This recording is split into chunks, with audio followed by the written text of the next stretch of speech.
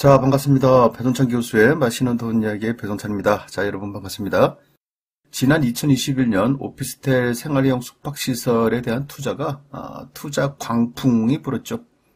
말이 좋아 투자 광풍이고 좀 나쁘게 표현하면 투기 광풍이라고 봐야 되겠죠.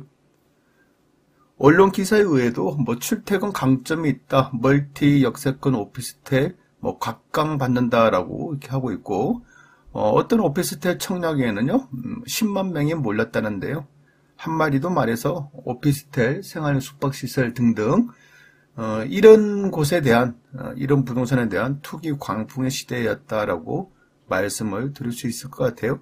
이처럼 오피스텔이나 생활형 숙박시설에 이처럼 이게 투기 수요, 투자 수요가 붙은 이유, 그 이유가 뭘까라고 본다면 아파트 가격 급등 현상으로 인해서 이제 대체 수요가 실수요자들 또한 아파트를 살 돈이 없는 사람들이 이제는 오피스텔이나 이런 쪽으로 대체 수요로 볼 수 있겠죠. 또한 아파트 규제에 따른 비규제 혜택이라고 볼 수 있는 이런 부동산에 수요가 붙었다라고 봐야 되겠죠. 더 나아가서 이러한 수요에다가 이제 가수요까지 붙다 보니까 전국적으로 오피스텔 투기 광풍이 불었다라고 말씀을 드릴 수가 있을 것 같아요. 그런데 말입니다. 이제는 전국적으로 아파트 가격이 떨어지고 있는 시국이죠. 그러하니 일시적인 투기 광풍이 불었던 오피스텔 같은 부동산들은 이제 어떻게 될까요? 그렇죠. 이 부분이 이제 문제가 된다는 건데요. 결국 아파트 가격 하락을 하게 된다면 대체 수요까지, 오피스텔 수요까지, 생활형 숙박시설 수요까지 사라질 수밖에 없다는 얘기입니다. 여기에다가 금리 인상이 됐지 않습니까? 또한 올해도 금리 인상이 적어도 3번, 많게는 4번을 예상할 수가 있다는 거예요. 그러다 보니 인기가 더 사라진다라고 봐야 되겠죠. 여기에다가 DSR까지 규제를 한다는 거예요. 이제 오피스텔 이런 부분까지 심한 대출 규제를 한다는 거예요. 그러하니 이제는 오피스텔하고 생활형 숙박시설에 투자할 수요자들이 줄어들었다, 확 줄어들었다라고 말씀을 드릴 수밖에 없다는 얘기입니다. 그러하니 서울경제에 의하면요, 광풍이 불었던 오피스텔 밑지고 내놔도 안 팔린다는 거예요.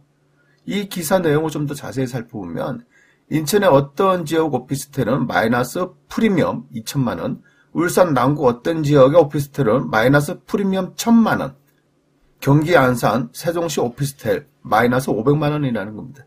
아마 이제 전국적으로 오피스텔이 그동안 피가 붙었던 게 대부분이 이제 마이너스로 전환될 가능성이 많아 보인다는 겁니다.